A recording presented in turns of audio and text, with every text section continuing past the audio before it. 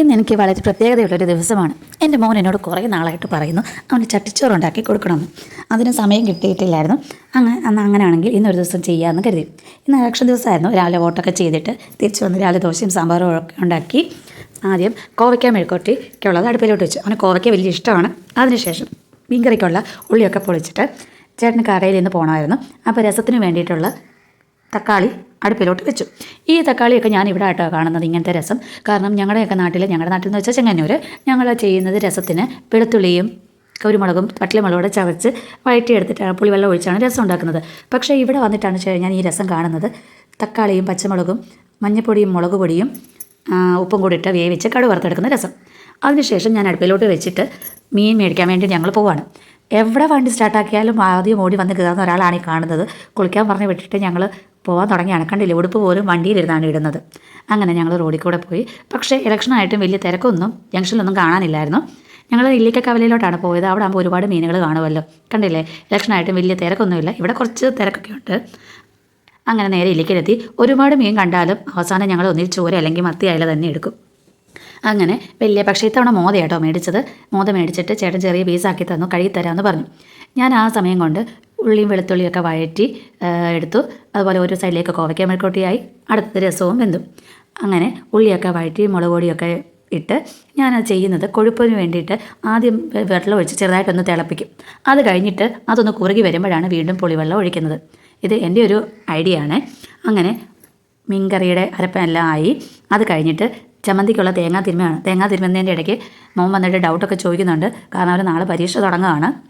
പിന്നെ അങ്ങനെ ചമ്മന്തിക്കുള്ള തേങ്ങയൊക്കെ തിരുമി അപ്പോഴത്തേക്ക് മീൻ കറിക്കുള്ളത് തിളച്ചു. അതിലേക്ക് കഷ്ണങ്ങളൊക്കെ ഇട്ട് ചെറുതായിട്ടൊന്ന് ഇളക്കി കൊടുത്തു. അത് കഴിഞ്ഞിട്ടാണ് നേരെ ചമ്മന്തി അരയ്ക്കാൻ വേണ്ടി പോയത്. അങ്ങനെ ചമ്മന്തിയൊക്കെ മിക്സിയിലിട്ട് അരച്ച് റെഡിയാക്കി എടുത്തു. അത് കഴിഞ്ഞിട്ട് ഞങ്ങൾ കുറച്ച് മത്തിയും കൂടെ മേടിച്ചിട്ടുണ്ടായിരുന്നു. അവിടെ നിന്ന് വെട്ടി കിട്ടിയാലും നമ്മളായിട്ട് കുറച്ചുകൂടെ ക്ലീൻ ചെയ്യണമല്ലോ. ചേട്ടൻ ഇതിനകത്തുള്ള ഒന്ന് ക്ലീൻ ചെയ്യാൻ അറിയാത്തതുകൊണ്ട് കഴുകി തന്നതേ ഉള്ളൂ. ഞാൻ ആ മീനൊക്കെ എടുത്ത് അകത്തെല്ലാം കളഞ്ഞിട്ട് കുടയൊക്കെ കളഞ്ഞ് വൃത്തിയാക്കി എടുത്തു. അത് കഴിഞ്ഞിട്ട് ബാക്കിയുള്ള മീനൊക്കെ എടുത്ത് ഫ്രിഡ്ജിൽ വെക്കുകയാണ്. കുറച്ച് കക്കയും കൂടെ മേടിച്ചിട്ടുണ്ടായിരുന്നു. കൊണ്ടുപോകാൻ ചേട്ടന് വലിയ ഇഷ്ടമാണ് കക്ക. അപ്പം ഇന്ന് എന്തായാലും അത് വെക്കുന്നില്ല. ഇന്നിപ്പോൾ ഇത്രയും കറികളൊക്കെ ഉണ്ടല്ലോ. അങ്ങനെ കക്കയും കൂടെ മേടിച്ചു. അത് കഴിഞ്ഞിട്ട് ചേട്ടൻ ഇന്ന് പോകണമായിരുന്നു. 11 മണിക്കാകുമ്പോഴത്തേക്ക് പോകണമായിരുന്നു. ചേട്ടൻ കടയിൽ കൊണ്ടുപോകാൻ വേണ്ടിയിട്ട് ഞാൻ കുറച്ച് കറിയൊക്കെ എടുത്ത് വെക്കുകയാണ്. ചേട്ടൻ ഇടയ്ക്ക് കറികൾ കൊണ്ടുപോകാറുണ്ട് കടയിൽ. അങ്ങനെ മീൻ കറി ഒന്നും വേണ്ടെന്ന് പറഞ്ഞു. ചമ്മന്തിയും മെഴുക്കുവരട്ടിയും അച്ചാറും രസവും. ഇതാണ് രസമില്ലാത്തൊരു കളിയില്ല കേട്ടോ. എത്ര കറി ഉണ്ടായാലും രസം വേണം. അങ്ങനെ ഇതെല്ലാം കൂട്ടി ചേട്ടനെ കൊടുത്തു വിട്ടു. അത് കഴിഞ്ഞിട്ട് എനിക്കൊരു ഓൺലൈൻ ക്ലാസ് ഉണ്ടായിരുന്നു. കാരണം ഞാൻ വീട്ടിൽ ഇരുന്നപ്പോൾ ഓൺലൈൻ ക്ലാസ്സാണ് എടുക്കുന്നത്. ഇടയ്ക്ക് മോനുള്ളതുകൊണ്ട് എനിക്ക് ജോലിക്ക് പോകാൻ പറ്റാറില്ല. അങ്ങനെ ഓൺലൈൻ ക്ലാസ് ഒക്കെ എടുത്തു. ഞാൻ മാത്സാണ് സബ്ജക്റ്റ്. അപ്പോൾ എനിക്ക് ഈ മൗസ് വെച്ചിട്ട് എഴുതാനുള്ള ബുദ്ധിമുട്ട് കാരണം ഞാൻ എന്ത് ചെയ്തെന്ന് അറിയാം, ആമസോണിൽ നിന്ന് ഒരു XP പെൻ മേടിച്ചു.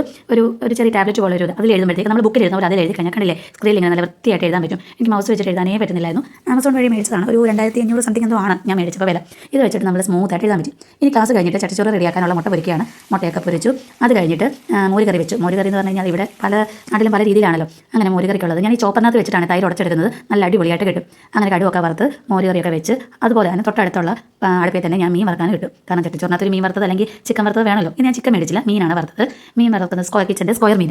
ആ മീനൊക്കെ വറുത്ത് കറിയൊക്കെ വെച്ചു. അടുപ്പ് ഓഫ് ചെയ്തിട്ടാണ് മോരൊഴിച്ചത്, അല്ലെങ്കിൽ അത് കുറുകി പോകത്തില്ല, പിരിഞ്ഞു പോകത്തില്ലേ. അത് കഴിഞ്ഞിട്ട് നേരെ ഞാൻ ചട്ടിച്ചോറ് റെഡിയാക്കാനുള്ളതാണ്. ചട്ടിച്ചോറിൻ്റെ പാത്രമില്ലായിരുന്നു, ചട്ടിയില്ലായിരുന്നു. അതുകൊണ്ട് ഞാൻ തൽക്കാലം അവനോട് ചോദിച്ചു എന്ന് തൽക്കാലത്തേക്ക് നീ ഇതിലൊന്ന് അഡ്ജസ്റ്റ് ചെയ്യാവോ എന്ന് ചോദിച്ച് കാലൊക്കെ പിടിച്ചിട്ടാണ് സമ്മതിച്ചത്. അങ്ങനെ കുറച്ച് ചോറെടുത്ത് മീനിൻ്റെ കറിയൊക്കെ ഒഴിച്ച് അതിന് മുകളിലും കുറച്ച് ചോറൊക്കെ ഇട്ട് ആദ്യം അച്ചാറാണ് വെച്ച് കൊടുത്തത്. അച്ചാർ വെച്ച് കൊടുത്തിട്ട് അതിൻ്റെ മുകളിൽ കുറച്ച് മോരുകറി ഒഴിച്ചു. അത് കഴിഞ്ഞിട്ട് തോരൻ വെക്കാനായിട്ട് തേങ്ങയില്ലായിരുന്നു. വെച്ച് തുടങ്ങിയപ്പോഴാണ് കണ്ടത് തേങ്ങയില്ലെന്ന്. അതുകൊണ്ട് തലേന്നത് കുറച്ച് ചെറുപയർ തോരൻ ഇരിപ്പുണ്ടായിരുന്നു. അതിൻ്റെ മുകളിൽ വെച്ചു. അത് കഴിഞ്ഞ് കോവയ്ക്ക മെഴുക്കുവരട്ടി സൈഡിലോട്ട് വെച്ചു. പിന്നെ മീൻ കറി വിളമ്പി. മീൻ കറി ആദ്യം ഞാൻ എപ്പോഴും ഒന്ന് 2 കഷ്ണമേ വിളമ്പത്തുള്ളൂ. കാരണം രണ്ടാമതും അവന് എപ്പോഴും കഷ്ണം വേണ്ടി വരും.